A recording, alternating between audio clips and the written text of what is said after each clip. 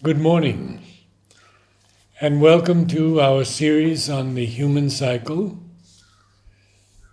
with Kittu Reddy. Kittu, welcome. Where are we now? Where are we now at this point? We discussed briefly, quite elaborately, the chapter called The Curve of the Rational Age, which leads inevitably at the beginning to the individualistic democracy. But then, as he says very clearly, that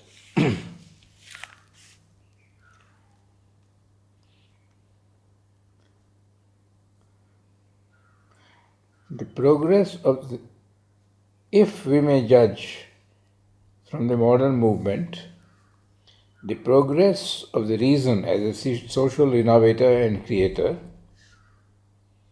will pass through three successive stages, which are the very logic of its growth. First one is individualistic and increasingly democratic with liberty for its principle. The second is socialistic with the state for its principle.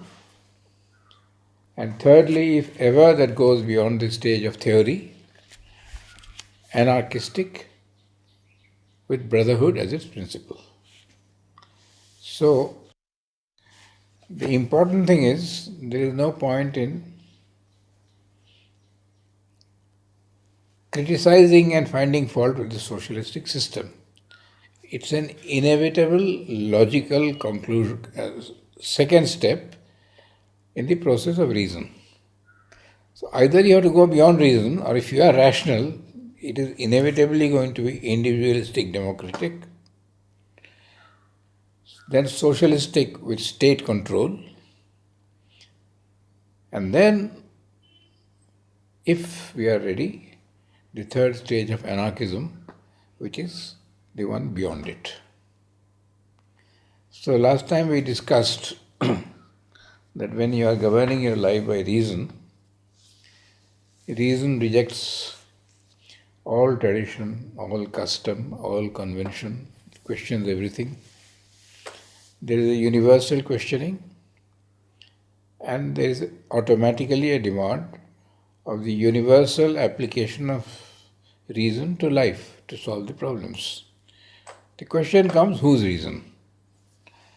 And so there Sri Aurobindo says it cannot be the reason of the ruling class because they will use it for their own interest. It cannot be the reason of the elite because nobody will be able to follow it. Therefore, it has to be the reason of all and everyone. That is the whole basis of what you call democracy today. We are allowed to use that reason effectively once in 4 or 5 years during election time. The rest of the time, newspapers, TV channels, processions and protests, it has some impact, right? And today it has a little more impact because of the social media. And a very important consequence of this is, in the age of reason, it is expected, it is presumed that every human being must be allowed to govern his life by his own reason without interfering in somebody else's life, which is also governed by reason. And it was believed that if this is put into practice, we will arrive at the ideal society. Because in this whole chapter, we are assuming that reason is the highest instrument.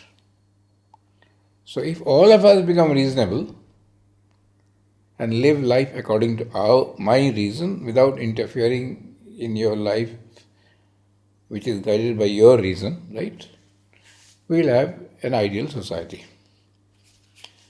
So Sri Aurobindo says in practice it will not work. No. Because first of all, man is not a reasonable human being. He thinks according to his impulse, interest, desires. Secondly, he thinks according to those who are more intelligent than him very often.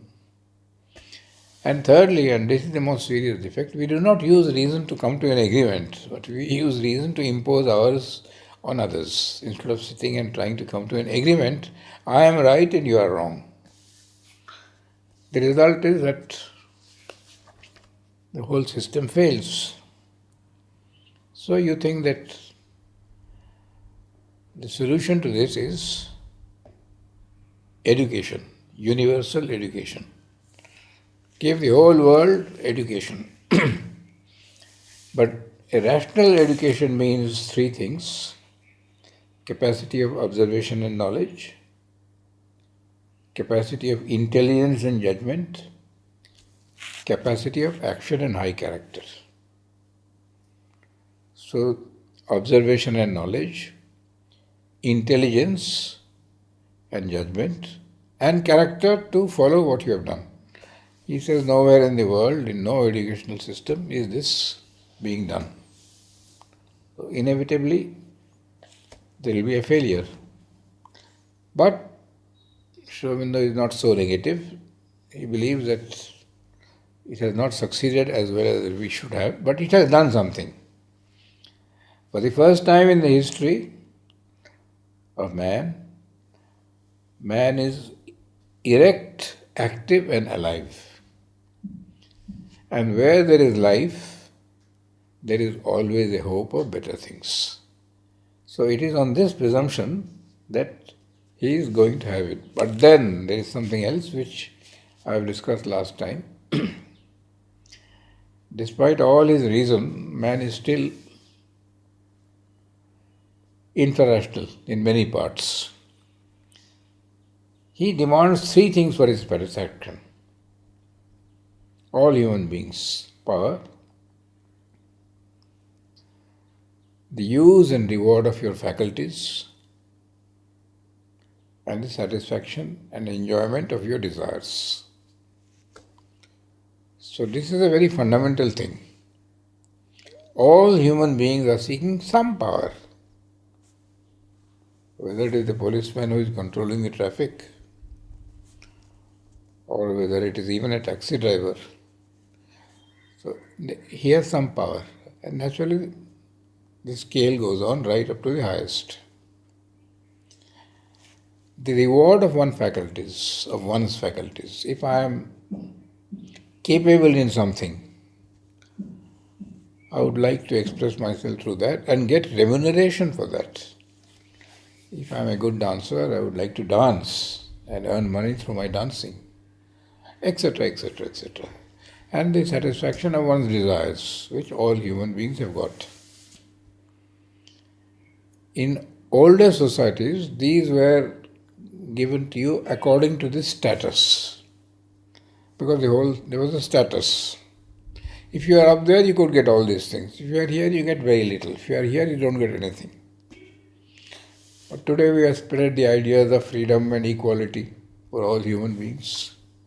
So everybody wants that. So what was arranged by a system in society has now been open to every human being. The result is a fierce, competitive society in which the most successful are either the most fortunate, family background or anything else, or the most ruthless, those who can get things done. And this word getting things done can be interpreted in many ways.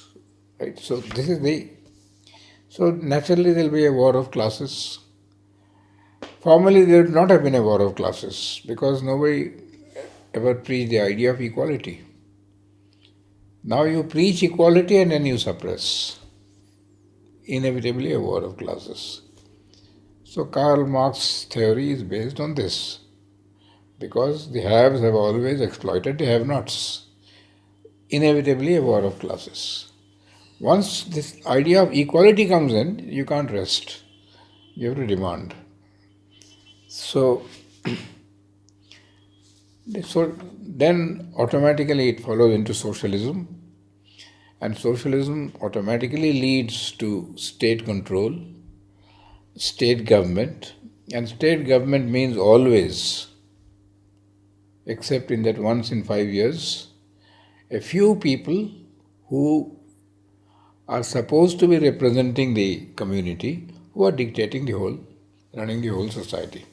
So always government today means a few people who are deciding for everybody else, whether you like it or not. So you can complain about Mr. Trump, but that's all that you can do.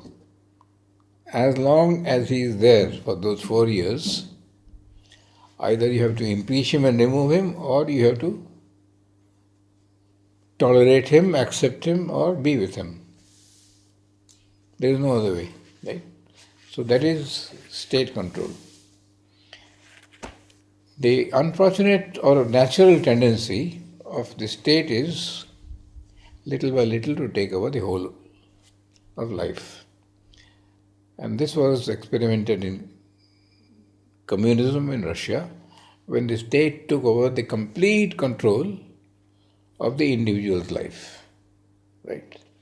And if this continues, then the individual freedom will be completely snuffed out of existence. Right? And that's the most undesirable thing. So, in the next chapter, the end of the curve of reason, this theory of the state who is more knowledgeable, more intelligent, and getting the advantage of the guidance of the most intellectual people is the best way of doing things. Well, there is a little bit of truth in it, but the pity of it is that it is not wholly true. And that is where So why is it not true? There is a huge discrepancy between the ideas and the actual reality of human nature. For it ignores the complexity of man's being and all that complexity means. And especially it ignores the soul of man and its supreme need of freedom, of the control also of his lower members, no doubt, but of a growing self-control, not a mechanical regulation by the mind and will of others. See now, whatever the state of society, some control from outside is necessary, but ultimately it has to be self-control. See, that is why I think in many countries they try to stop drinking. Boomeranged. If you can persuade them that you should not drink and it is not good for you, then there is a greater chance of success, which means self-control rather than being controlled by others. Right? Yeah. So obedience too is a part of perfection, but a free and natural obedience to a true guiding power and not a mechanized government and rule. The next part is very important. The collective being is a fact. There is a collective being. All mankind may be regarded as a collective being. But this being is a soul and life, not merely a mind and a body. See, this is very important. The Sri Aurobindo ashram is a collective being. It has a soul. It has also a kind of mind. And certainly it has a body. The houses, the assets. That is the body of the ashram. The mind of the ashram is not, I would like to say, what we all think, but what Sri Aurobindo and Mother thinks, and I put it down in there, right? And behind that and above that, there is the soul of the ashram. So, not merely a mind or a body. But the society has no discoverable common reason and will belonging alike to all its members. So when somebody comes and asks me, what does the ashram think about this? I said, I have no answer. Very difficult. Yeah. Because what the trustee thinks, what this man thinks, what this man thinks, what this man thinks, they are all might be different. And they are all part of the ashram. The only time when I could have said that this is what the ashram thinks was when Sri Aurobindo said something or the mother said something. Yes. Because we had surrendered our mental being entirely to them. So when they talk, it is as if we are talking through them. But today it is not so, and in no society it is so, right? So when you say India thinks or Russian things, the only thing that you can say is that the majority of India thinks in this way. Or those who are in power think in that way.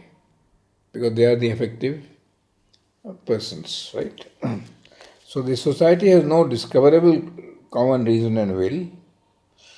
For the group soul rather works out its tendencies by a diversity of opinions, a diversity of wills, a diversity of life. And the vitality of the group life depends largely upon the working of this diversity, its continuance, its richness. This is the essence of democracy. Why is democracy right? Because of this. I can have an opinion about something, you can have a different opinion about the same thing, a third person has. Inevitably, the government has an opinion, but it has to take into account all this. If there is no diversity of opinion, the society will stagnate. It will die from within. So there have to be diversity of opinions. Therefore, freedom of speech and freedom of expression is extremely desirable. But of course, if the freedom is motivated by a lower vital impulse, then it is misused. But I have a sharp difference of opinion from what the government is doing, because rationally I am not satisfied, very desirable. And that is the role which in a parliamentary democracy the opposition should play. Not to oppose for the sake of opposing, but to oppose because they feel that many ideas have been dropped out. Some of them are probably impracticable, etc., etc., etc. But it has to be an honest mental difference. And it is most undesirable that everybody sings the same song. There have to be differences of perception, differences of understanding, because as he says at the very beginning, man is an extremely complex being. And that complexity has to be respected. You can't streamline everybody into a narrow framework, right? That is why government by the organized state always means government by a few. And they impose it on you. But fortunately, there are two correctives to this. The most important corrective is election every few years. And the second corrective is that there is very active, agitated discussion in the Lok Sabha, in the Parliament. And thirdly, there is the freedom of expression, which is often misused, but still one mustn't suppress it, allow it. And that which is misused will automatically die. Right? So this is the whole thing.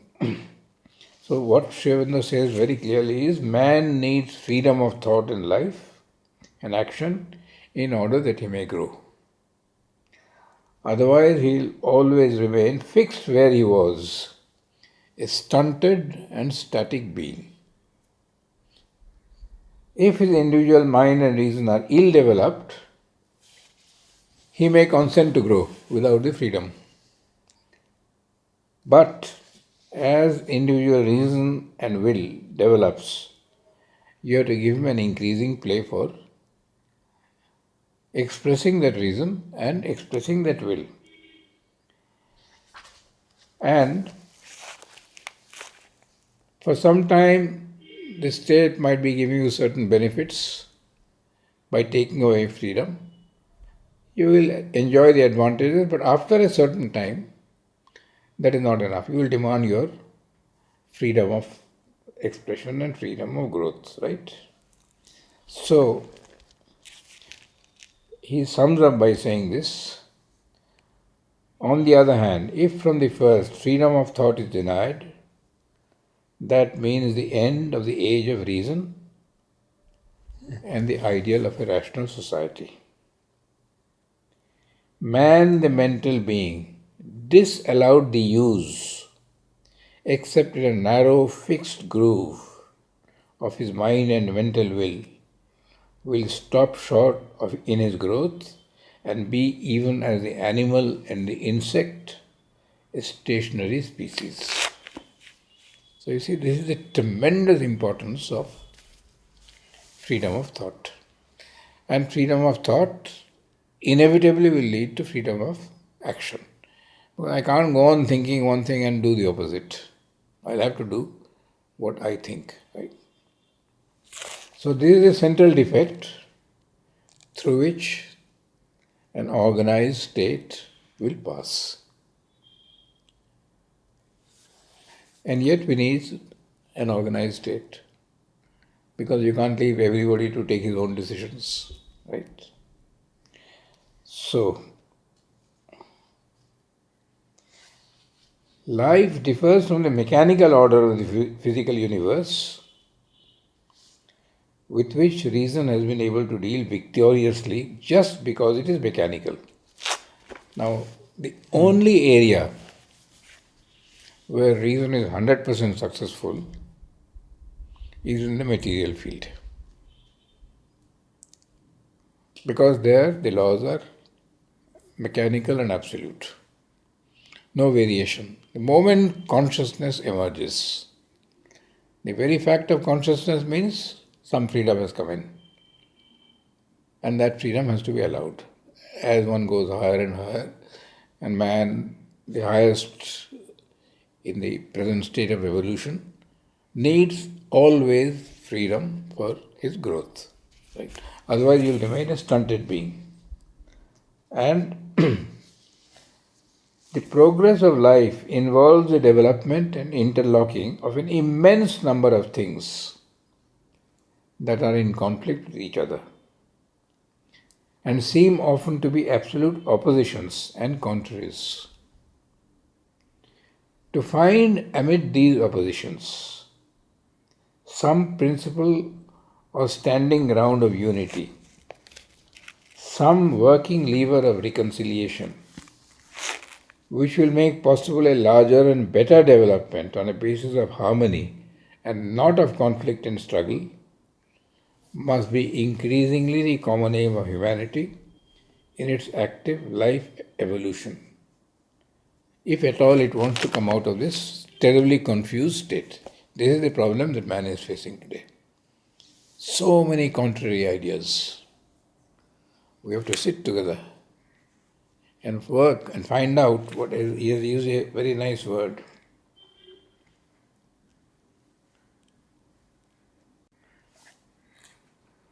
A kind of reconciliating platform from which we can all work together. This is the work of the United Nations on the international scale. This is the work of every national government. In a big country like India and America, in America, even now you have mainly two parties. In India, you have a large number, all with their different points of view. We'll have to find some standing ground of reconciliation by which there can be a slow, progressive, harmonious development and growth. Otherwise, conflict, conflict, conflict, conflict.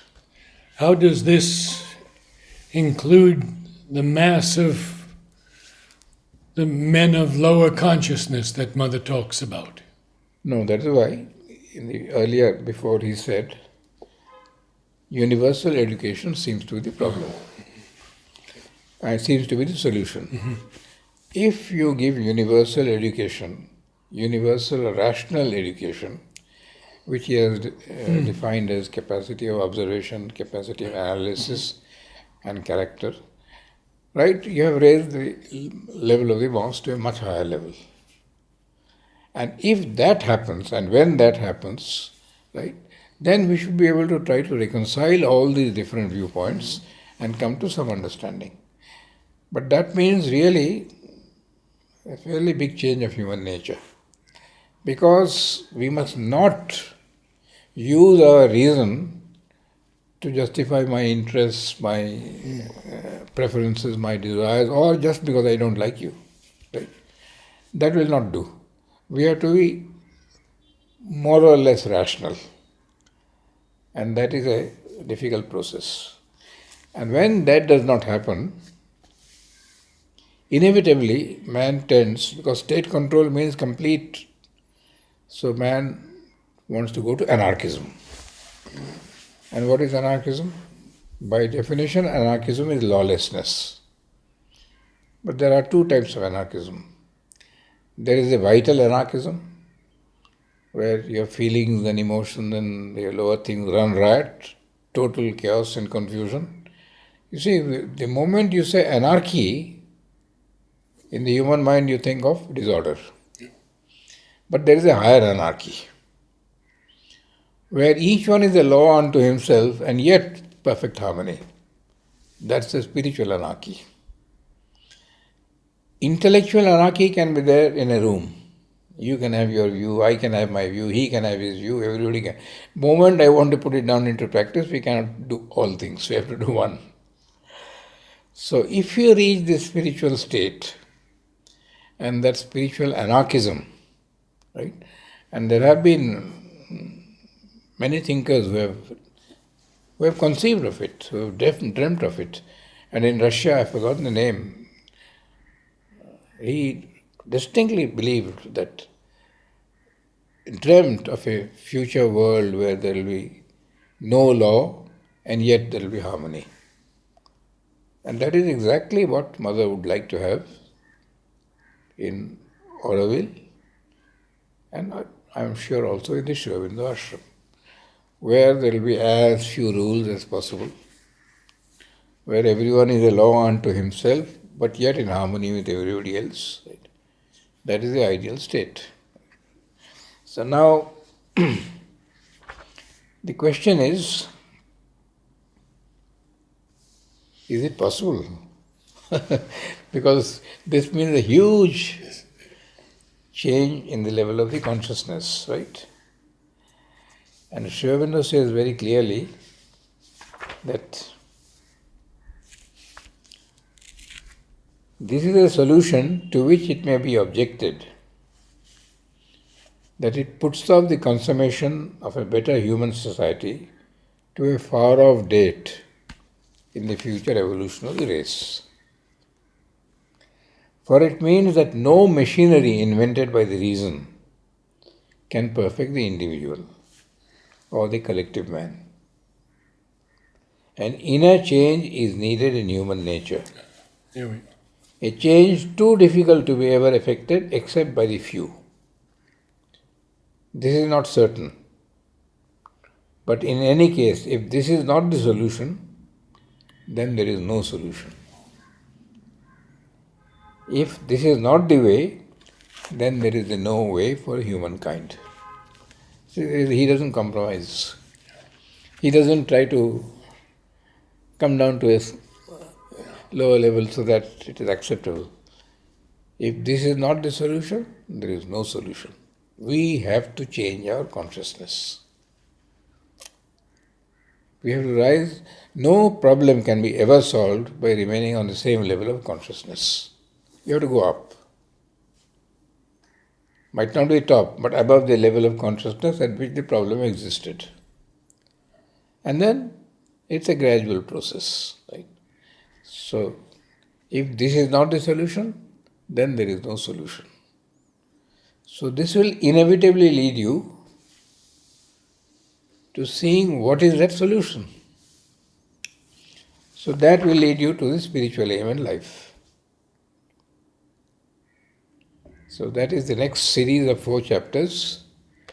he describes the spiritual aim of life. First, he describes the difference between a normal society and a spiritual society. Two very fundamental differences. And then, after explaining how the spiritual society may be formed, the necessity of spiritual transformation. Then, conditions for the coming of the spiritual age. And then finally, the advent of the spiritual age. It's a long process. And on the collective level of mankind or nation, it will take a very long time. That's why Sri Aurobindo Ashram, Auroville, small centers of spiritual enlightenment, which if they can, they release a vibration, which will have its effect everywhere in the world. So, all spiritual organizations must be truly spiritual. But if they hide behind law and behind other kinds of things, then you might win, but the victory is making it spiritual, not winning on the legal plane. Basically, that's it.